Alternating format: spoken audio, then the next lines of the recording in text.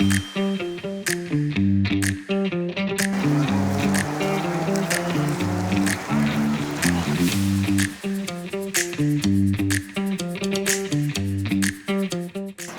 love it so far. We're having such a good time.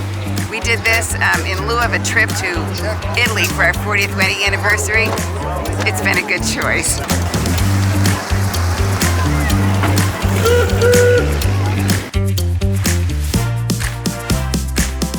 We went round and round and round till we about fell down and thought we was lost. And it was a good course, very scenic and pretty, and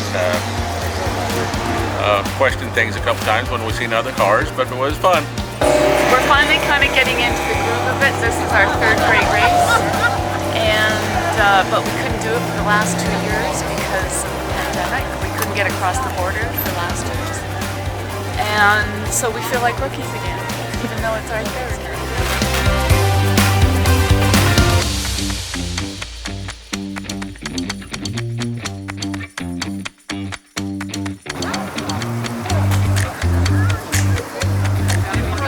Right topped off, so I don't, the overflow condenser, that works like a charm.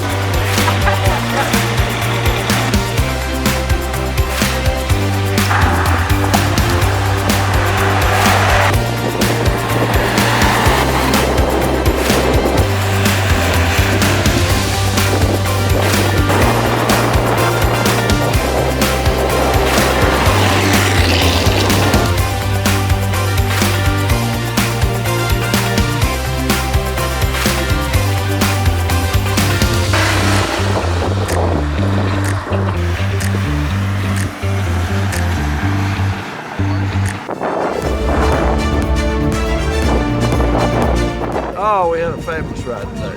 Beautiful country, lots of people, lots of, just a fun day. Windy day. Y'all have some wind up here. Must be from Amarillo.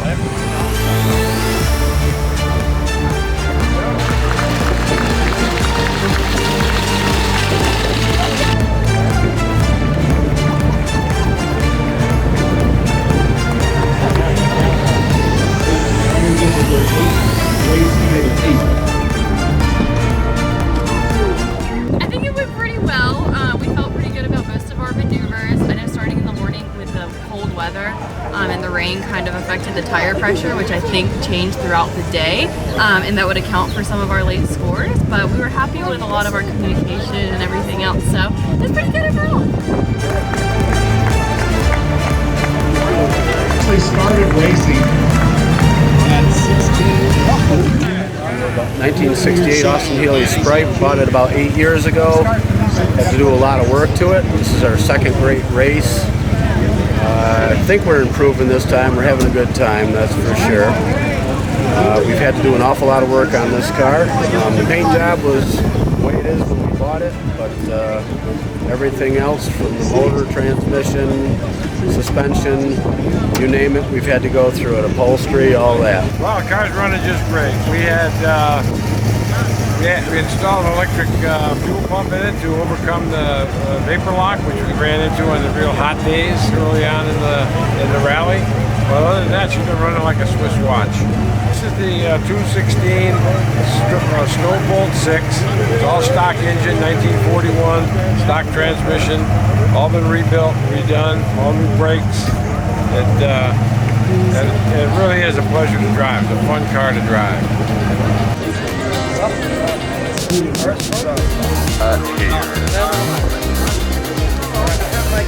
Well, this is basically a 40 horsepower Model A 1930. It's got a little bit of a bigger carburetor, so maybe it's 43 or 44 horsepower, but that's all we've got. Everything's converted to 12 volts because the fancy speedometer that we all use is a 12 volt speedometer. The boat tail is a friend's creation made out of white cedar, so it's very lightweight with less of a body and stripped off fenders. What we have here is just a lightweight 1930 Ford Model A. It gets a lot of attention. A lot of people think maybe it was a factory built thing, but of course it's just a one-off. A friend made this from kayak wood, actually. It's little tiny strips. It's about a quarter of an inch thick, so it makes for a very lightweight car.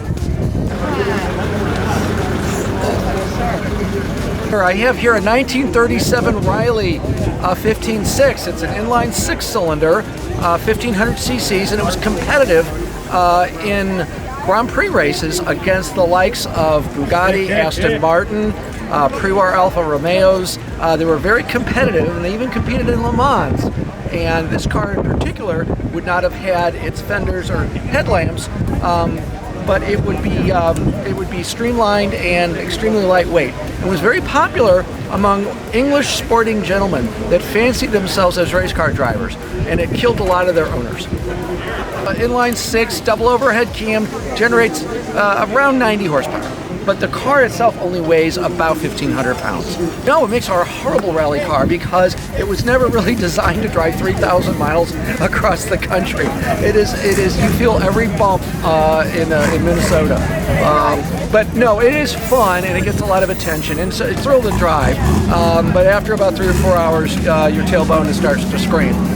That's a Nash Metropolitan. It was designed by Hudson in the early 50s, and first 2 years they were made by Hudson, and then Hudson merged with Nash, and so it's always been known as a Nash Metropolitan. Nash merged with Rambler, and the VIN tag says American Motors Corporation, but everybody calls it a Nash Metropolitan.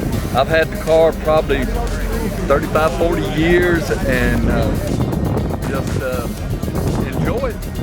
A lot of people don't appreciate the performance that it has, but it was made in England. Even though it was an American company, the British were making small cars at the time. The big American automakers were not making small cars, so British could make it cheaper than Hudson could build it, and so it was made overseas and shipped over here and sold. So it's got an Austin Healey motor in it, drivetrain. It's all, all the stuff, all of the drivetrain that everybody cherished in the MGs and the British cars. So yeah, it's a performer. We're here in windy Detroit Lakes, Minnesota on stage 8 of the 2022 Great Race. And for the 7th time in 8 days, we have a different winner.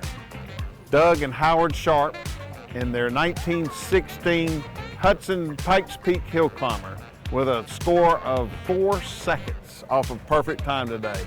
Congratulations. Thank you very much, Jeff. Thank you. There you go.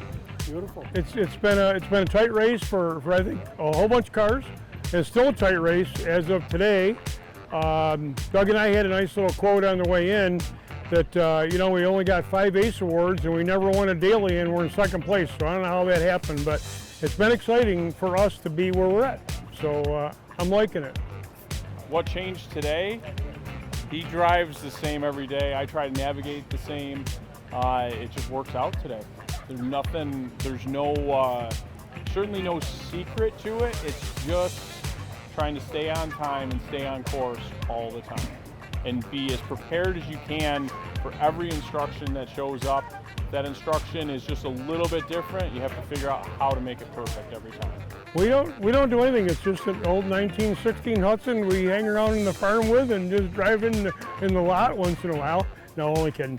But no, we do all our work at home, or we try to, because this thing breaks just like any other car, and we could nip a tranny off tomorrow. I mean, who knows?